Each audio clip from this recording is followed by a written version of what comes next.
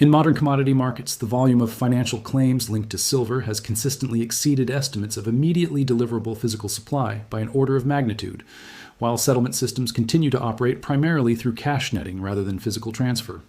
At the same time, regulatory liquidity frameworks treat commodity derivatives as marginal balance sheet items compared to sovereign debt or interbank exposures. This contrast between the scale of paper obligations and the institutional treatment of their risk defines the analytical scope of this report. The daily functioning of financial markets is built on repetition rather than exception. Trades clear, margins adjust, collateral moves, and liquidity circulates through channels designed decades ago to absorb routine fluctuations.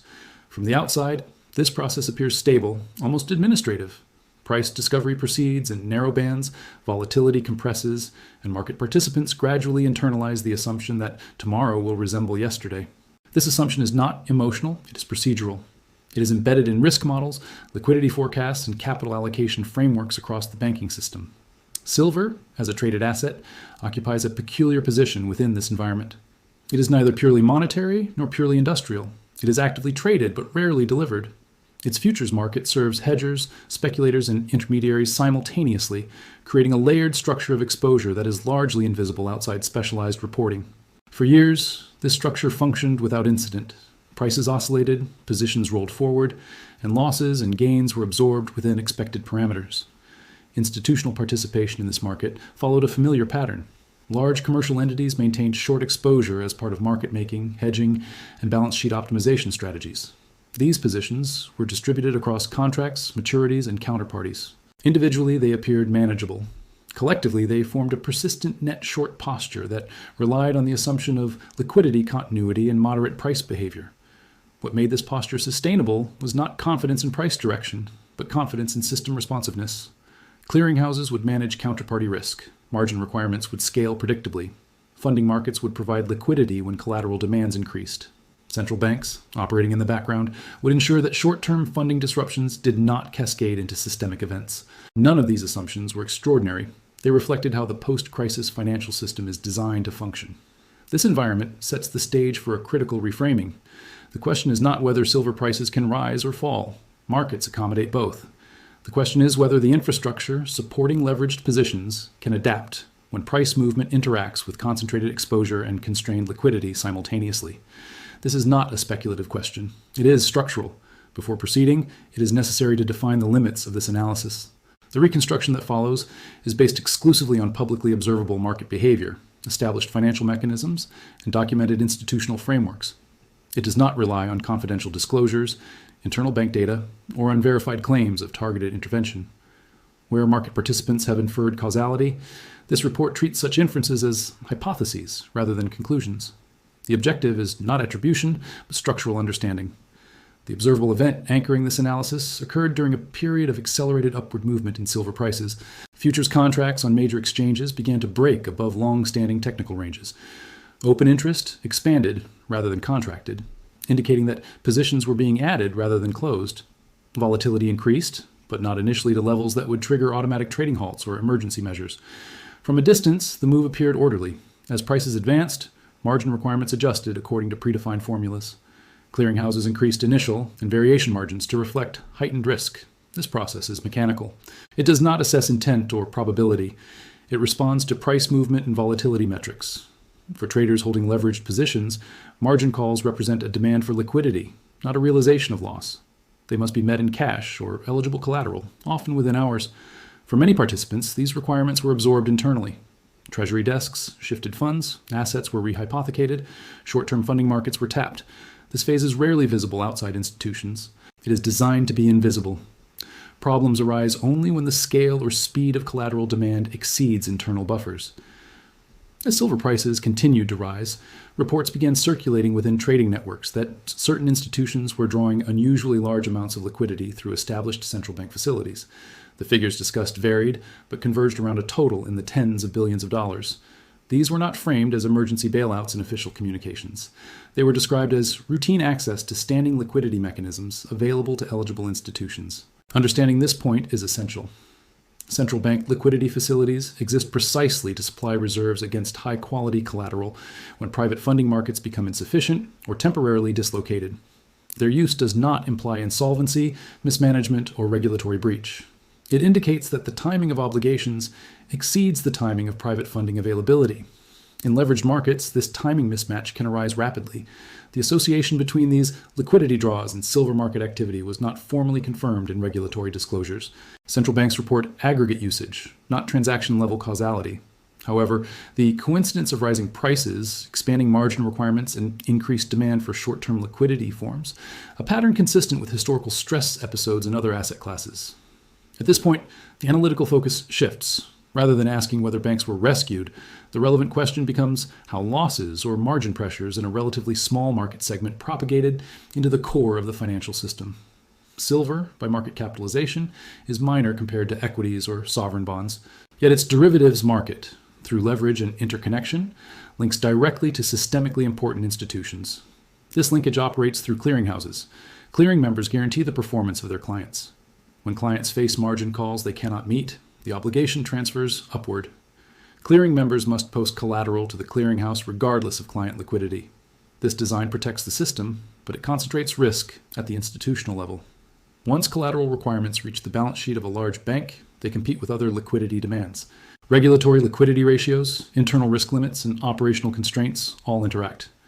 If private funding markets cannot accommodate the sudden demand, central bank facilities become the stabilizing mechanism of last resort. This chain of events is not hypothetical. It is the same chain observed during stress in repo markets, foreign exchange swaps, and interest rate derivatives. What differentiates the silver episode is not the mechanism, but the trigger. A concentrated directional exposure in a market often assumed to be peripheral. The deeper implication is that leverage transforms scale. A market does not need to be large in notional terms to become systemically relevant. It needs only to be sufficiently interconnected and sufficiently leveraged. When these conditions are met, price movement can activate balance sheet constraints far beyond the originating market. This observation leads to the reframing question that organizes the remainder of this analysis. If central bank liquidity is a routine component of market stabilization, what does repeated reliance on it reveal about the underlying structure of market positioning? The question is not accusatory. It does not imply failure. It invites examination of how risk accumulates and where it ultimately settles. The answer does not lie in individual decisions, but in incentives. Market-making models reward balance sheet efficiency. Derivatives allow exposure to be expanded with minimal upfront capital. Risk is managed statistically, not physically. Physical delivery is rare. Cash settlement is the norm. These features optimize markets under normal conditions. They also create latent fragility when conditions shift. In this context, the silver market episode serves as a diagnostic rather than an anomaly. It exposes how assumptions embedded in pricing, liquidity management, and regulatory design interact under stress. It shows that the boundary between commodity markets and monetary institutions is not as distant as often assumed. The significance of the reported liquidity usage is therefore not its size in isolation, but its direction. Liquidity flowed from the core of the monetary system toward the periphery of a commodity derivatives market, not because of speculative frenzy, but because of mechanical obligations triggered by price movement. This flow is structural. What follows from this point is not prediction, but examination. The next sections place this episode within a longer historical and geopolitical context, trace the stages through which such systems evolve, and analyze the mathematical constraints that govern leveraged markets when physical and financial realities diverge. The episode surrounding silver cannot be understood in isolation from the longer historical cycles that shape commodity markets and financial infrastructure. Price movements that appear abrupt in the present often sit at the intersection of slow-moving structural forces that have been building for decades. To understand why a relatively small market could exert pressure on systemically important institutions, it is necessary to step back from the event itself and examine the environment in which it occurred. Throughout modern financial history, commodities have served dual roles. They are physical inputs into production systems, and they are financial instruments through which risk is transferred and transformed. The balance between these roles has shifted over time. In earlier eras, commodity markets were constrained by logistics, storage, and physical delivery. Positions were limited by the ability to source, transport, and warehouse material. Financial exposure was inseparable from physical capacity. The expansion of futures markets altered this balance. Standardized contracts, centralized clearing, and cash settlement mechanisms allowed exposure to grow independently of physical handling. This was not a distortion, it was an efficiency. Producers could hedge future output, consumers could stabilize input costs, and intermediaries could provide liquidity. The system worked precisely because not all contracts resulted in delivery. Netting and offsetting became the dominant modes of settlement. Over time, this architecture was further reinforced by the growth of global banking balance sheets. Large institutions integrated commodity trading into broader portfolios that included interest rates, foreign exchange, equities, and credit. Risk was measured at the portfolio level rather than the contract level. Correlations, volatilities, and value at risk models replaced physical constraints as the primary limits on exposure. This evolution coincided with a broader macroeconomic trend, the persistent expansion of leverage across the financial system. Low interest rates, abundant liquidity, and regulatory frameworks that privileged certain asset classes encouraged balance sheet efficiency. Derivatives, by design, allowed institutions to control large notional exposures with relatively small amounts of capital. This was not hidden or illicit. It was transparent, regulated, and widely accepted as a feature of modern finance. Silver occupied a distinctive position within this structure. Unlike gold, it lacked an explicit monetary role in the contemporary system, yet it retained characteristics of a monetary asset in investor perception. Unlike base metals, it was not consumed entirely in industrial processes. A significant portion was held in inventories, investment products, and recycled flows. This ambiguity made it suitable for both hedging and speculation, and therefore attractive to intermediaries seeking diversified exposure. Historically, periods of stability in silver prices have encouraged the accumulation of short exposure by commercial participants. When prices move within narrow ranges for extended periods, carrying short positions becomes inexpensive. Margin requirements remain low, volatility assumptions remain muted, and funding costs are predictable. Under these conditions, short positions can persist for years without forcing resolution. This persistence is not inherently problematic. It reflects the function of intermediaries absorbing risk on behalf of others. The issue arises when persistence becomes concentration. When a relatively small number of institutions carry a significant share of net exposure, the system's ability to redistribute stress diminishes. What was once dispersed becomes localized. The historical record offers multiple examples of this dynamic across asset classes. In interest rate markets, concentrated positions have amplified moves during policy shifts. In foreign exchange markets, carry trades have unwound abruptly when funding conditions changed. In equity derivatives, volatility suppression has given way to rapid repricing when assumptions failed. In each case, the trigger differed, but the structure was similar: leverage, concentration, and liquidity mismatch. In commodity markets, these episodes often coincide with changes in physical constraints. Supply disruptions, demand surges, or inventory drawdowns introduce new information into a system calibrated to continuity. Prices adjust, and with them, margin requirements. What distinguishes the silver episode is that the physical signal did not need to be extreme. The system was already positioned in a way that amplified modest changes. Geopolitical context also matters. In recent years, global supply chains have become more fragmented. Strategic stockpiling, export controls, and industrial policy have altered the flow of raw materials. At the same time, demand for silver in electronics, energy applications, and other technologies has become more structurally embedded. These trends do not create immediate shortages, but they reduce flexibility. They narrow the margin for error. Against this backdrop, the financial system continued to treat silver derivatives as low-risk instruments relative to their notional size. Regulatory capital charges reflected historical volatility rather than potential convexity. Liquidity stress tests focused on core funding markets rather than commodity-linked obligations. This was rational given past data, but it embedded assumptions about future behavior. The structural model that emerges from this context unfolds in stages rather than moments. In the initial stage, prolonged stability encourages exposure. Market participants respond to incentives that reward scale and efficiency. Short positions accumulate because they are profitable in small increments and appear manageable. Risk models validate this behavior by showing low utilization of capital. In the next stage, intermediation deepens. Positions are layered through options, spreads, and structured products. Exposure becomes less visible even to participants themselves, as it is embedded within portfolios rather than held outright. Net exposure may remain constant while gross exposure expands. This increases sensitivity to price movement without triggering alarms. The third stage involves normalization. What was once an active strategy becomes background. Positions roll forward automatically. Hedges are assumed rather than reassessed. The market's memory shortens. Participants no longer ask why the structure exists. They accept that it does. This stage can persist for years. The transition to the next stage does not require a dramatic catalyst. It requires only deviation. When prices move beyond the range encoded in risk systems, responses become mechanical, margins increase, liquidity is consumed, correlations change. Importantly, this process is nonlinear. Small price changes can produce large liquidity demands when leverage is high. At this point, the system encounters its first constraint: funding. Liquidity must be available immediately, not eventually. Assets that are valuable in accounting terms may not be usable as collateral on short notice. Institutions discover that balance sheet capacity is not the same as cash availability. This is where central bank facilities enter the picture. The involvement of the central bank is not an anomaly. It is an expected feature of the architecture. The post-crisis system was designed precisely to prevent liquidity stress from forcing disorderly asset liquidation. By allowing institutions to exchange high-quality collateral for reserves, the central bank stabilizes the system without intervening in prices directly. However, this stabilization has implications. It effectively transfers the immediate liquidity burden from private markets to the public balance sheet. While the exposure is collateralized, the signal is clear. Private liquidity was insufficient at the moment it was needed. This does not indicate failure, but it does indicate dependency. The mathematical foundation of this dependency lies in leverage. When exposure is large, relative to capital, price movement translates into collateral demand that grows faster than linear models anticipate. Margin formulas incorporate volatility, but they cannot fully account for correlation shifts and feedback loops. As prices rise, shorts cover or post margin, which can further tighten liquidity and reinforce movement.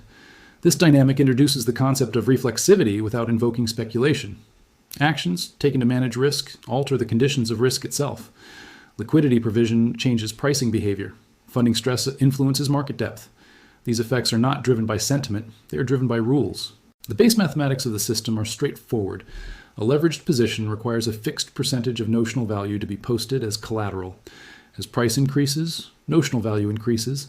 If volatility increases, required percentages increase as well. The product of these two variables determines liquidity demand. When both move simultaneously, demand accelerates. What matters is not whether institutions can absorb losses over time, but whether they can meet collateral requirements in real time. Solvency is a long-term concept. Liquidity is immediate. The silver episode illustrates this distinction clearly. Institutions may have been solvent, but they were liquidity constrained at specific moments. This distinction explains why the system did not collapse, but also why it required support. Losses were not crystallized in a way that threatened capital adequacy.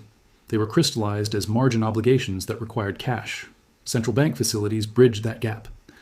From a structural perspective, this reveals an important asymmetry. Profits generated during long periods of stability accrue privately and incrementally. Liquidity support during stress is centralized and immediate. This asymmetry is not moral or political.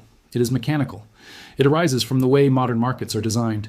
The inevitability suggested by this structure does not imply catastrophe. It implies recurrence. As long as leverage, concentration, and liquidity transformation coexist, similar episodes will occur in different markets. The specific asset may change. The mechanism will not. Silver serves as a clear illustration because its market sits at the intersection of physical constraint and financial abstraction. It is liquid enough to support large positions, yet small enough for those positions to matter. It is financially integrated, yet physically grounded. This combination makes it sensitive to structural stress. The analysis up to this point establishes the foundation. It shows how historical evolution, institutional incentives, and mathematical constraints converge to produce situations in which routine price movements activate systemic responses. It does not assert that the system is broken. It shows how it operates. What remains is to examine how this structure behaves as it progresses further, how convergence occurs, and how mathematical limits assert themselves more explicitly over time. That examination forms the basis of the next part. As the system progresses beyond its initial stages, the dynamics described earlier begin to converge. What were once separate domains, commodity pricing, bank balance sheets, clearinghouse mechanics, and central bank liquidity, increasingly overlap. This convergence does not require coordination or intent. It emerges from the internal logic of the system itself, as constraints that were previously distant move closer together. In the advanced stage, the key variable is no longer price alone, but optionality. Institutions holding short exposure are no longer managing a directional view. They are managing convexity. Each incremental price increase alters the distribution of potential outcomes disproportionately. Risk ceases to scale smoothly. Instead, it clusters around thresholds defined by margin formulas, liquidity limits, and operational capacity. At this stage, attempts to reduce exposure do not necessarily relieve pressure. Covering shorts requires liquidity, just as maintaining them does. In markets where depth is finite, efforts to exit positions can move prices further, triggering additional margin requirements before exposure is meaningfully reduced. The system enters a feedback regime in which actions taken to restore stability temporarily increase instability. This is where convergence becomes visible. Clearinghouses, designed to isolate risk, transmit pressure upward as they enforce uniform rules across participants. Banks, designed to intermediate risk, internalize that pressure as balance sheet strain. Central banks, designed to stabilize funding, absorb the liquidity demand. Each layer performs its function correctly. The outcome is still tension. The mathematical closure of the system rests on simple constraints. Liquidity cannot be created instantly by private actors without cost. Collateral eligibility is finite. Balance sheet capacity is bounded by regulation and internal governance. Central bank facilities expand the effective liquidity frontier, but they do not eliminate the underlying arithmetic. They defer resolution. As this deferral persists, time becomes a variable. Positions that were assumed to be temporary extend, funding costs accumulate. Risk metrics adjust upward, not because prices continue to rise indefinitely, but because uncertainty about range and duration increases. Even in periods of consolidation, the system remains sensitive as exposure has not been structurally reduced. The notion of impossibility arises not from a single breaking point, but from accumulation. A system built on rolling obligations assumes that each cycle can be completed before constraints bind. When cycles overlap, when margin from one period is met with funding from another, the system relies increasingly on external liquidity. The question becomes whether this reliance can remain peripheral or whether it becomes structural. In the silver episode, the observed reliance did not escalate into overt crisis. Markets continued to function. Contracts settled. Prices fluctuated within new ranges. This outcome is often interpreted as validation. From a structural perspective, it is more accurately described as postponement. The system demonstrated resilience, but also revealed where its limits lie. Future scenarios, therefore, do not hinge on a single forecast.